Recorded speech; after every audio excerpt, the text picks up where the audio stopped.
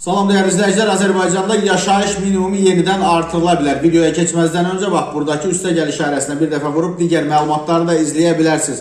Yaşayış minimumu ilə əlaqədar yeni qida normaları təsdiq ediləcək. Bu barədə deputat Vüqar Bayramov bildirib ki, yaşayış minimumu haqqında qanunda dəyişiklik edir. Layihə Milli Məclisin İqtisadi Siyasət, Sənaye və Sahibkarlıq Komitəsində müzakirə edilərək plenar iclasa tövsiyə olunub. Yeni dəyişikliklərə əsasən tibb və təhsil müəssisələri ilə yanaşı sosial sahələrə aid məsələlərdə də şəxslər üçün yeni qida normaları təsdiq ediləcək. Belə ki, mövcud qanunvericilikdə sosial sahəyə aid müəssisələr üçün normaların təsdiqi nəzərdə tutulmur və bu da institusional olaraq onların bu imkandan tam faydalanmasına imkan vermirdi. Yeni dəyişiklik bu boşluğu aradan qaldıracaq və deputat əlavə edib ki, sonuncu dəfə 11 il öncə təsdiq edilən minimum istehlak səbətinin yeni tərkibinin bu il müəyyənləşərək təsdiq olunacağı gözlənilir.